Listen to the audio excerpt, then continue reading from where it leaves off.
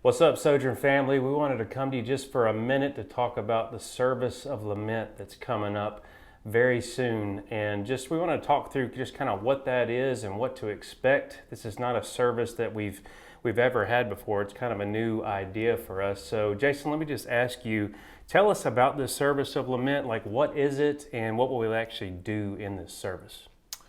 Yeah, so it's a worship service, and a lot of the normal things we do in normal worship services we'll do in this. It's just that it's going to have a theme of what we call lament or grief. It's going to have a theme of being honest about our pain and struggles, bringing those things to God through song and through prayer. And in the teaching, we'll talk about what is the role of grief, the role of lament in the life of a Christian. And so what will we do? We'll sing songs, but we're going to choose songs that really focus on God's ministry into pain, sing songs that focus on us bringing our pain to God, like a lot of the Psalms do. We'll do some teaching. We'll have opportunities for people to be prayed for. And we'll also probably do some things that would be kind of symbolic, like some ways that you can symbolically bring your pain and your struggles to God. So a lot of things that we do in a normal service, but it will have the theme of grief and lament throughout. I mean, I'm very excited about this idea. This is a service we have never done before, but I love our idea for this. So maybe just tell us, why are we having this service? Like, why now? Yeah, so probably thinking about grief and pain doesn't make everyone like go, yeah, I want to be a part of that. That's awesome, super exciting. But if you read the Bible, lament and grief is all over the place. There's a whole book called Lamentations. A third of the Psalms are what we call Psalms of Lament. Romans 12:15 says that we're to grieve with those who grieve. So we can't underestimate the importance of grief or bringing pain to God in the Christian life. And so why are we doing this service? We want to disciple our church and our community in what it means to lament in a Christian way. And we also want to practice what the Bible says. And we believe that God can meet us in this, bring healing and hope into some dark situations and spaces. Yeah, I think it's going to be very powerful. Now, let's talk about December 20th, the actual date this is coming up. Like, what's the deal with that time of year? Why December 20th for us? Yeah, so I think there's two main reasons. One is symbolic. December 21st, the night of December 21st is, I think it's what they call the winter solstice, but it's the longest night of the year.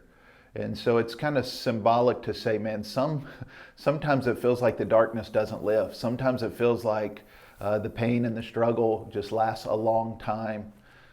So part of it's symbolic. Now, we didn't do the 21st because it's Thursday, and Wednesday was better for our staff and elders, and normally is a better night for people to do something at the church. Winter Solstice Eve. Winter Solstice Eve. So we're doing it the night before the longest night of the year. But so that's one reason. The other reason, it's the holiday season. Oftentimes people just feel grief in a heavier way during the holidays. The holidays can make the good feel even better, and it can make the pain feel even worse. And so right in the middle of this holiday season, we want to take a moment to come together corporately and take our pain to God and ask Him for help.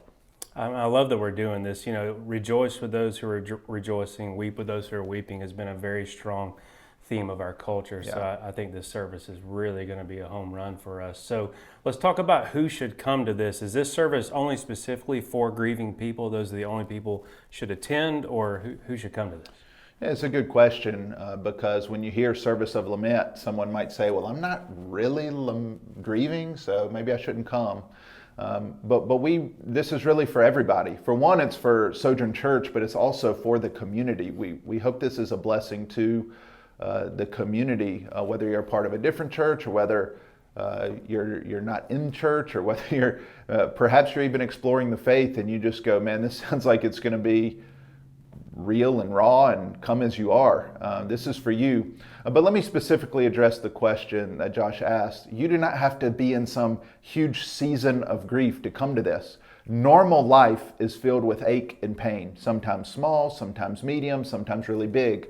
And so the Bible would lead us to say that lament is just a normal part of the normal Christian life. And so if you're in a season of heavy grief, this is for you. And we're not going to try to tell you not to feel what you're feeling, and we're not going to try to press you to feel more than you're feeling, but this is for you. And if you would go, this is a normal year for me, normal grief, normal pain, but nothing extraordinary, we would say this is for you to come and to take whatever pain there is to the Lord. But also, who knows how God might use you. Even your presence here may be a ministry to someone else, just saying, hey, you're not alone in your grief. You're not the only one in pain.